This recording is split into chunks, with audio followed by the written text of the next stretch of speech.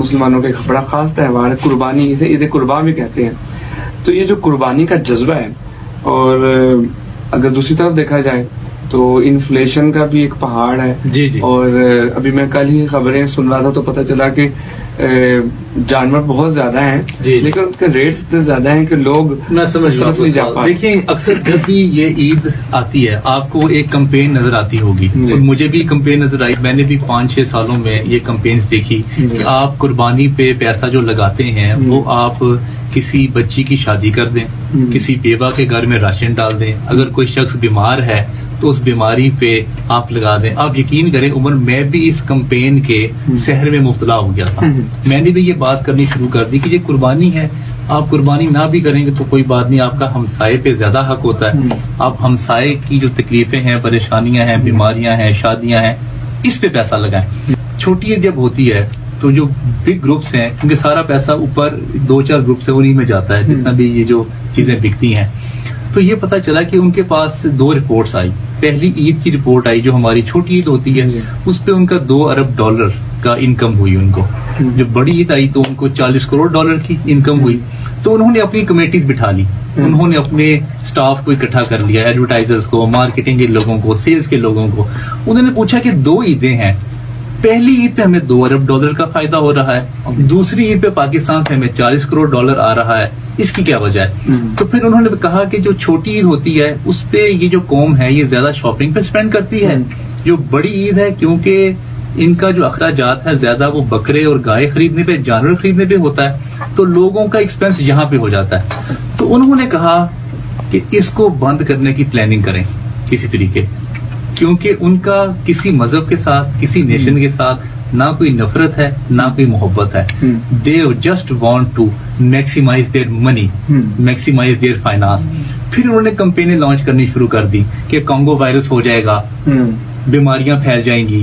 اچھا پھر میں نے اس کی ڈیپ ریسرچ شروع کی. یہ صرف قربانی ایک بکرا اور گائے ذبح کرنے کا نام نہیں ہے، یہ پورے پاکستان کا اکنامک سسٹم چلتا ہے اس سے. اب آپ کو میں بتاتا ہوں، اس میں 3 ایسے بڑے شہر ہیں پاکستان کے جو سروائیو کرتے ہیں، قصور، سیالکوٹ اور کراچی. جتنی بھی کھالیں جمع ہوتی ہیں یہ کھالیں جاتی ہیں ان کی فیکٹریز میں، اور پاکستان دنیا میں چمڑے کی مصنوعات میں سب سے زیادہ مشہور ہے. تو چمڑے کی مصنوعات کے جو تمام جو لوگ کام کرتے ہیں ان کا روزگار لگتا ہے. قصور کی ٹرینڈریز چلتی ہیں، سیالکوٹ کے جتنے بھی کارخانے ہیں جہاں پہ ان چمڑے سے مختلف جیکٹس، پینٹس، شوز بنتے ہیں، بیلٹس بنتی ہیں، وہ بنتی ہیں. کراچی میں بھی اسی طرح کے جو کارخانے ہیں جیکٹس بناتے ہیں. اچھا اب یہ سارا ایکسپورٹ ہوتا ہے، ایکسپورٹ ہو کے پھر واپس آتا ہے. پھر اس ایونٹ کا بہت بڑا بینیفیشری کسان ہے. کسان 5000 میں 10 بکرے خریدتا ہے، پھر اس کو 1 سال پالتا ہے، اور تقریباً اس بکروں سے تقریباً 5-6 لاکھ روپے اس کو مل جاتا ہے. اس کے بعد پاکستان کے جتنے بھی فلاحی ادارے ہیں، جتنے بھی فلاحی ادارے وہ اس قربانی کی وجہ سے چلتے ہیں. سب لوگ کھالے دیتے ہیں ان کو اور کھالوں سے اپنا وہاں پہ چلتا ہے. سب سے بڑی بات مدارس جو ہیں جن کی وجہ سے قرآن مجید پڑھایا جاتا ہے، قرآن مجید حفظ کیا جاتا ہے، لوگ وہاں پہ مذہب کو، اسلام کو سیکھتے ہیں، مساجد ہیں، ان کا پورا جو 1 سال کا جتنا بھی ایکسپینسز ہے وہ وہاں سے چل جاتا ہے. اب انٹرنیشنل جو کمیونٹیز ہیں، ملٹی نیشنلز ہیں، ان کو پرابلم یہ ہے کہ اس سب میں ان کا کوئی حصہ نہیں ہے. یہیں کا کسان امیر ہو رہا ہے، یہیں کا کارخانے دار امیر ہو رہا ہے. ٹرانسپورٹیشن کا ایک بہت بڑا نیٹ ورک جو ہے جو جانوروں کو گاؤں سے لے کے آتا ہے اور شہروں میں لا کے سیل کرتا ہے، ایک وہ پورا ٹرانسپورٹیشن کا جو نظام ہے وہ بھی اس سے لوگ ان کو پیسہ ملتا ہے، ان کا فائنانس جنریٹ ہوتا ہے.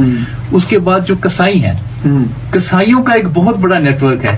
ان کو 1 سال میں جتنی کمائی ہونی ہوتی ہے وہ اس سے زیادہ اس 1 مہینے میں کمائی ہو جاتی ہے. پھر وہ لوگ جنہوں نے زندگی میں کبھی اپنی زندگی میں کبھی گوشت نہیں کھایا ہوتا، ان گوشت کی وجہ سے ان کو گوشت مل جاتا ہے قربانی کی وجہ سے، وہ گوشت کو چکھ سکتے ہیں. آپ نے پھر ایک کمپین دیکھتے ہوں گے، آپ کہیں گے کہ یہ 5 لاکھ روپے کی گائے خریدنا یہ کتنا جو ہے وہ فضول خرچی ہے، یہ 2 لاکھ روپے کا بکرا خریدنا کتنی فضول خرچی ہے. آپ نے عمر کبھی دیکھا ہے کسی شخص نے کہا ہو کہ یہ 5 کروڑ کی گاڑی تم لے رہے ہو، یہ کتنا فضول کام ہے. کبھی سنا آج تک آپ نے؟ کبھی آپ نے سنا آج تک کہ یہ آپ نے جو 25 کروڑ روپے کا گھر بنایا ہے یہ کتنی فضول خرچی ہے؟ کبھی سنا ہے آپ نے؟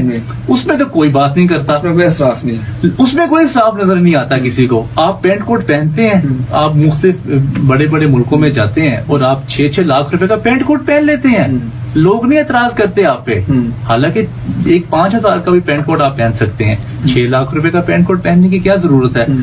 اچھا لے دے کے نا, اب دیکھیں لے دے کے نا اس پہ ہی بات جو ہے نا لوگ کرتے رہتے ہیں بہت زیادہ کہ نہیں یہ تو فضول خرچی ہے. اور میں کہتا ہوں عقل کے اندھ ہو, جس کے پاس ارب پتی جو لوگ ہیں, جو کروڑ پتی لوگ ہیں, وہ ایسا پیسے تو نہیں نکالیں گے اپنا. اگر وہ 5 لاکھ روپے کا, 10 لاکھ روپے کا یا 20 لاکھ روپے کا بیل خرید رہا ہے تو آپ یہ عقل سے سوچیں کہ وہ پیسہ جا کہاں رہا ہے. وہ پاکستان کی اکنامک سائیکل میں پیسہ ریوالو ہو رہا ہے, وہ کسی کسان کو مل رہا ہے, وہ کسی کسائی کو مل رہا ہے. بالکل. تو جتنا